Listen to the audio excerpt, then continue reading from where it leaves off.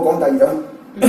就講開呢啲奇蹟性嘅問題啦，有話大陸有一個叫楊德貴嘅人可以用水盤嚟變錢，係魔術玩魔術啦。YouTube 有睇到嘅，YouTube 咧有睇到，但係咧由 YouTube 咧佢又批日本仔踢爆。係啦，呢個堅定。但跟住咧佢又再整翻啲咧，就話變啲3萬嘅嘢出嚟，變咗啲門線啊，變咗啲黃線出嚟。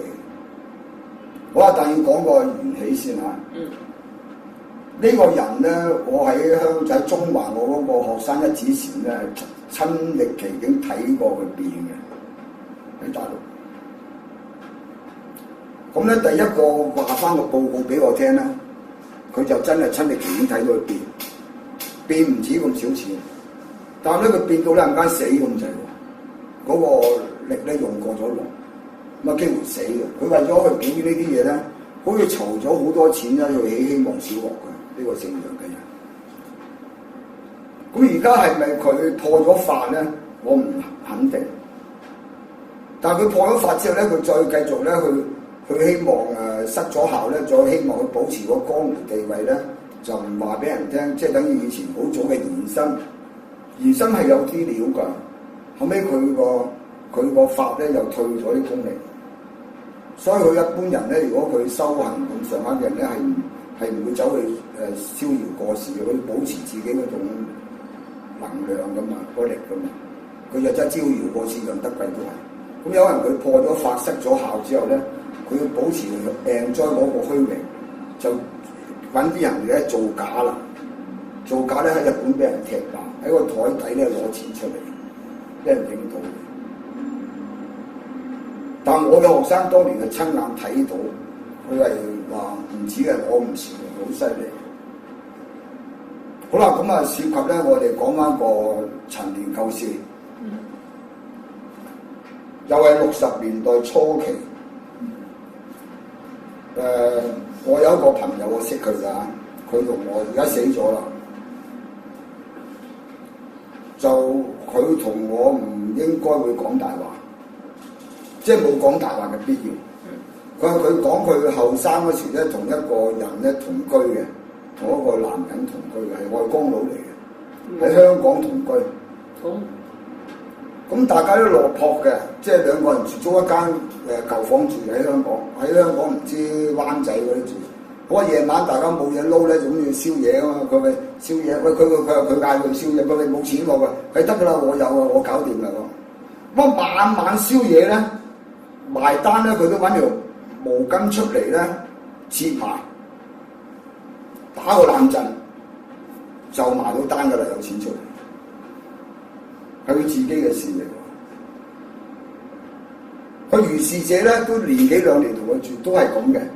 好啊，咁啊有一次咧，佢就最神奇啦，就話佢呢個功夫，因為佢喺灣仔宵夜咧，好多嗰啲差館啊，啲雜差有宵夜，大家吹水啊嘛，咁佢話俾個雜差聽。啲雜差咧就唔信咁啊，同佢一齊宵夜，燒差完一個拍下籮柚啊又係，但佢又揦條毛巾出嚟變咗錢喎，又找到數嘅，找完數咧咁啲雜差就好多啦，就傳到過嚟旺角差館有個叫朱良探長嗰時，以前三柴做探長嗰時未有咁多個探長嗰間差館，屌個朱良探長就發晒爛渣啦，屌你包唔包走嚟吹水啊乜點埋水啊變乜變乜。佢嚟見我咁啊，整咗嚟見你整啲法術睇下咁差咧啊！佢話咁啊，阿 Sir，下個禮拜你中意睇邊間電影院嘅戲？你話俾我聽，我攞飛俾你。佢攞得幾多僆仔？攞一行都仲得。咁啊走咗啦，咁啊輸到5000蚊。咁啊有人，因為佢有啲雜差照佢啊嘛，同嗰個探長賭5000蚊。嗰個探長都算串啊！臨到下個禮拜日咧，或者禮拜六嗰日咧，佢話我要嚟禮拜六。佢早問定咧，邊間戲院爆棚最旺嗰場戲，因為佢都唔知你攞邊間戲嘛。佢嗱，總之你叫我嚟，你下個禮拜咧，你揾一日咧，你就叫我嚟。我嚟到現場咧，你話想睇邊間戲院，喺嗰日內咧，幾多點鐘？我即刻咧就可以攞俾變俾你嘅，哇！呢個探咗全毒冚家產，揾間咧就已經爆咗，爆晒棚。嗌啲雜差出去查邊間戲院全院滿座啦，爆晒棚。咁啊跟住交替啲老細點啦，真係爆棚先好喎嚇，唔係封你個冚家產間戲院喎，真係爆晒棚啦，賣晒飛。即係好似唔知做嗰啲咩乜差嘢，日本奇俠啊嗰啲咩，總之係爆棚啦。好啦，我查咗邊間戲院爆棚咧，就 call 佢嚟，喺嗰日 call 佢嚟，下晝 call 佢嚟。大家我咧就買邊間戲院嘅飛，要第五行20張。佢而家佢嚟到現場先知你講邊間戲院噶嘛，佢都唔知你講咩，佢嚟到即刻話我要入埋啲戲院，或者港戲院或者寶慶戲院，第幾行20張，變啦靚仔，嗱擺低5000蚊，咁樣賭嘅，喺差館入邊喎，突然間又有關帝有剩喎，好過癮喎，我話嗰條友咧，因為我朋友跟住佢啊嘛，佢賭呢鋪佢又有投注啊嘛。喂，賭唔到一個細佬，喂賭一個你賭啦，咁佢咪又搭1000咯，其他雜差嗰啲又搭1000蚊，同我探長賭5000蚊咯，咁啊大家擺晒錢喺度，佢搞兩震幾下，跟住啊滿頭大汗，呻一呻，我探長喂，屌你仲話攞氣幾點喎？有啦，喺度啦，佢喺邊度啊？可以抄你個衫袋咪得咯喎，個探長喺個衫袋度，西裝一攞出嚟，自己都面青冚晒啦。真係嗰間戲院20張，喺邊度嚟啊？咁啊輸得開心喎佢，真係嗰啲探長唔到服輸噶嘛。哇！佢真係佩服，仲請佢食飯。佢話你可唔可以解釋？佢唔講得嘅。佢話唔講嘅。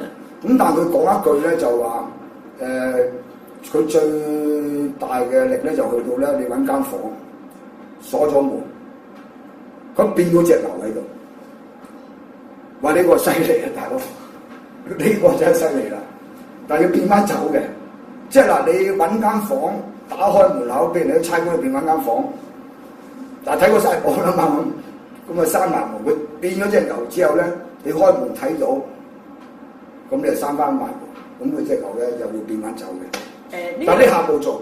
呢樣嘢類似嘅嘢，我媽媽細個嗰陣見過，香港有啲咁嘅變呢類咁嘅戲法嘅，佢係當場用一塊嗰啲麻布袋冚住地下喎，就咁一塊地嗰度，咁就變出一台酒席，有熱辣嘅，係酒席。然之後咧，但係佢話你哋唔可以掂啊，我要送翻去嗰間酒樓度，咁再冚一冚就。成台唔見晒嘅。好啊，咁啊講完呢件事啦，你可以問下啲老前輩，有個朱良探長係輸過5000蚊就係咁嘅。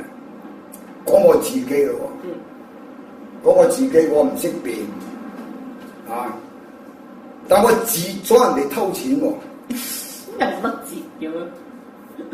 南華足球總會個唔知咪叫梁志仁啊，嗰個總幹事，而家講有成10年前啦。我唔識佢喎，咁啊係香港我呢個學生一指禪咧打電話俾我嘅，佢話師傅個客咧，而家咧就唔知點樣埋嚟，咁啊搞到咧老婆驚，佢自己又驚，佢晚晚喺個衣櫃入邊唔見錢嘅嗰個銀包，因為佢房門鎖咗瞓噶嘛，咁第二朝咧就唔見錢，咁啊冇老婆冇理由偷自己錢噶嘛。好啊！咁佢仲試過咧，就話佢喺個衣櫃入邊咧有啲櫃咧有鎖匙，佢鎖咗，臨瞓覺前咧數清咗幾多張，差唔多企埋撚包咁滯，先瞓覺又鎖埋個櫃仔喺個衣櫃入邊嘅，擺嗰條鎖匙自己擺喺枕頭底。到老婆翻工咗第二日咧，佢又開咧，又係唔見咗幾張，3、2張，總係唔見咁總之係1、2張。好嘅，有冇辦法咩？我辦法好似未試過啲咁嘅嘢喎。不咁我同你睇啊。咁啊呢個梁先生，咩梁志仁啊梁咩？我唔記得肥仔，帶我屋企睇。我冇計啊！我又唔係玩茅山呢科啊嘛，即係茅山術我識，但我唔識呢一科啊嘛，又唔識搬運。但我係咁樣搞法。咁我梁兄，我撞彩嘅啫。你係想佢偷你錢啊嘛？咩貨？即係我唔係話叫我變出嚟俾你嘛，我同你鎖咗佢，封咗佢。睇下試下點嘅。咁我就落咗我自己心得嘅嘢喺度。第二個打下佢啦，你師傅真係犀利，琴晚搞完之後咧，今日冇唔見啦，咁啊以後都唔會唔見。我落咗禁制，落咗驗親術喺度，咁啊都幾奇嘅，但我都唔知乜頭乜路喎。即係我唔會跟呢啲嘢噶嘛，即係話咁我請你食雞蛋啊，或者飲牛奶啦，你唔可以喂我仲要搞埋你陣間你問佢雞蛋係邊隻雞生啊，咁啊仆街嘅咁啊點答你啊？即係我俾杯牛奶你飲就飲啦，跟住你問我喂呢牛奶邊隻牛出嚟㗎？咁你咪大鑊點答啊？所以肥仔問我喂，我答唔到，總之靈就算啦。咁即係而家我哋醫人或者幫人哋手，你好翻咪算咯。你行唔到嘅要行得翻咪算㗎啦。你問點解咧？咁啊生死觀啦。但係即係類似呢一類嘅咧，到底係屬於嗱咁有啲就話魔術手法啦。咁但係唔係魔術嘅，據我所知咧，以前我哋喺中國道家嗰種我哋講過一個遁地法啦，即係話縮短嗰個地啦，縮地法有一集講過。呢個咧屬於嗰啲茅山嘅大小觀文化嚟，豪嗰啲屬於大觀文化。佢夜晚攞錢嚟找數嗰啲咧，都係小觀文化。但佢哋同我講咧，就佢哋是但冇一樣嘢嘅，因為冇仔冇女，因為孤家寡人，咁着親啲衫都要剪爛，同埋啲錢唔可以過夜，即係你找完數你唔可以多嘅，唔用得多嘅，所以佢嗰派咧就好神奇。咁我自己私人就唔去到呢個境界，但我咧就幫咗呢個肥仔兩咧就截咗佢啦，日日唔見錢，呢個就係我自己嘅經歷。喂，講。